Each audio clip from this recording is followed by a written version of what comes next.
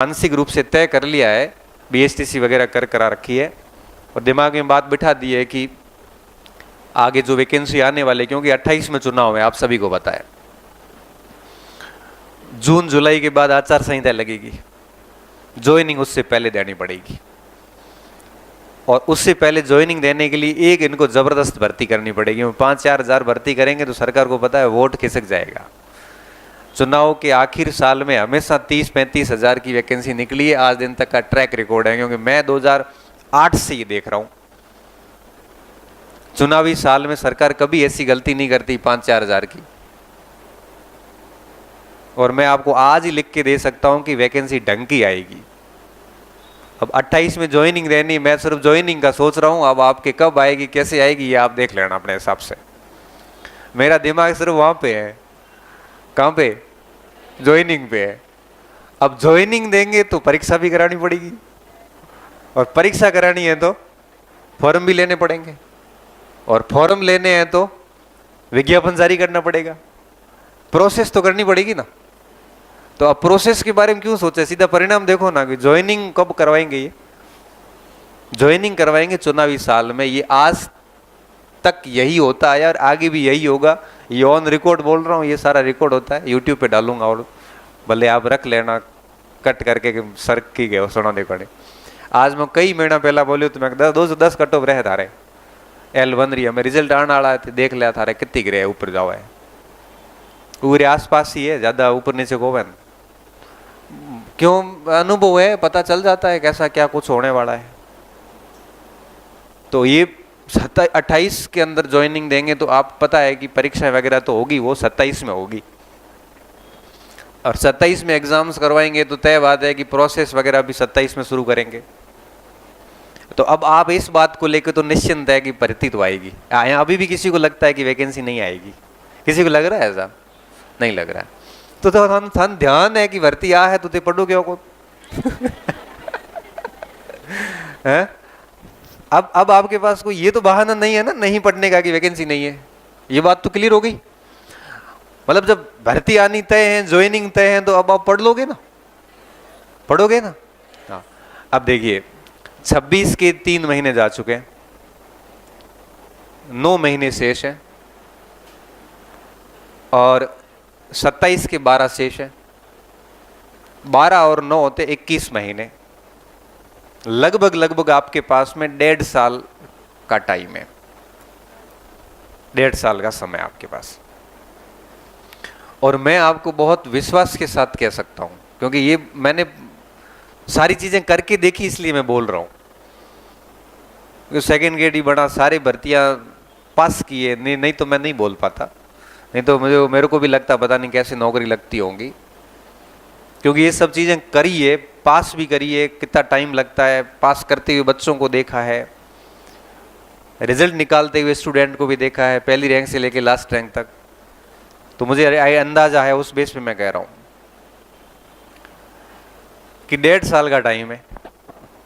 और कोई एक विद्यार्थी कैसा भी हो, सामान्य हो चाहे अपने आप को कमजोर मानता हो, ब्रिलियंट हो, जैसा भी हो, 1.5 साल इतना समय होता है कि वो अपने पहले प्रयास को आखिरी प्रयास बनाने की हिम्मत रखता है। बस शर्त यह है कि उसको अंदर से लगना चाहिए कि 1.5 साल में मैंने एक दिन भी फालतू खराब नहीं किया है, ये आना होना चाहिए। ऐसे नहीं हो कि आप ऐसे तो 1.5 साल कई जाते हैं कई, लेकिन अंदर से ये लगे ना कि मैंने टाइम बिल्कुल खराब नहीं किया, अपना बेस्ट दिया है, तो मैं आपको लिख के दे सकता हूं उस टाइम पे कि आप 1.5 साल के भीतर रिजल्ट निकाल लेंगे, भले आप 0 से शुरू कर रहे हैं। ये पर्याप्त अवधि होती है, पर्याप्त अवधि एक चयन के लिए, अध्यापक भर्ती के चयन के लिए 18 महीने पर्याप्त अवधि होती। मैं कहता हूं साल भर में तो आदमी लेक्चर बन जाता है, और बने हैं। मैं कई बच्चे इस बार अभी हिस्ट्री का इतिहास के रिजल्ट आए हैं, मेरे से मिलने आ रहे हैं, मैं उनको पूछ रहा हूँ कितना टाइम लगा, तो कह रहा साल भर लगा, कोई कह रहा सर 8-10 महीने में कर लिया था, किसी ने कहा सर 1.5 साल लगा। बट कर रहे हैं, कोई पृष्ठभूमि बड़ी जबरदस्त नहीं है। तो इस अनुभव के बाद जो पहली बात मेरे दिमाग में गहरी बैठी हुई है वो ये कि अगर आप 2-2.5 साल बढ़िया मेहनत करते हैं तो नौकरी लग जाएगी। अब आप अगर ये कर पाते हैं तभी मैं कह रहा हूं कि क्लास ज्वाइन करो, तो कम से कम ये श्योर हो जाना कि मैं ये कर पाऊंगा। 1.5-2 साल जैसा हम कहते हैं वैसे आप चल पाओगे। कहते हैं ना कि गुरुजनों के बताए हुए रास्ते पे चलना चाहिए। ये केवल लिखने की बात और सुनने की बात थोड़ी है, ये करने की बात है। और मुझे इतना अनुभव है कि 10 में से करते 3-4 ही है, बाकी से होता नहीं। क्यों? क्योंकि मैं तो कल ये कहूंगा कि आपको देर रात पढ़ना है या सुबह जल्दी उठ के पढ़ना है। आपको रात को नींद जल्दी आती है, लेट खुलती लेट है। आप तो गुरु के वचन पे पहले दिन ही खरे नहीं उतर पाए हो। फिर मैं कहूंगा कि आपको नियमित रूप से पढ़ना है। ये फालतू सामाजिक सरोकार परोकार से दूर रहो। आप नहीं रह पाओगे दूर, क्योंकि आप जाओगे बिन बुलाए चले जाओगे कि आज भोजन है चलो।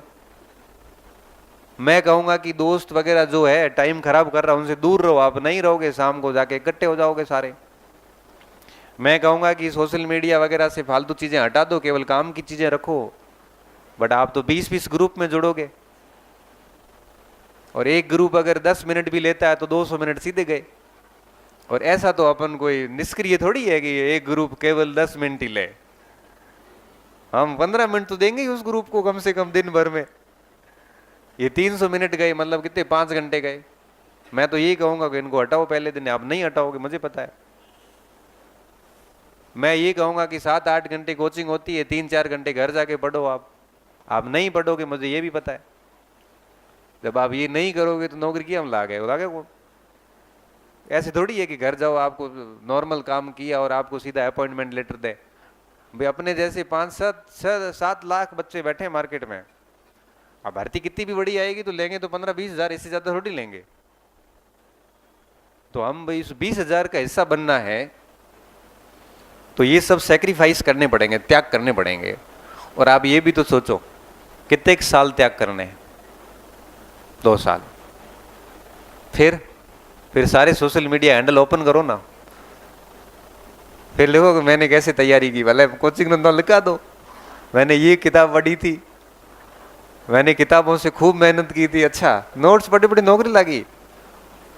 फिर आप खूब ज्ञान दीजिए ना, आपको कौन मना करे? आपकी हर बात को स्वीकारा जाएगा कि सही बोलते हुए लागू हुए तो गलत थोड़ी बोले।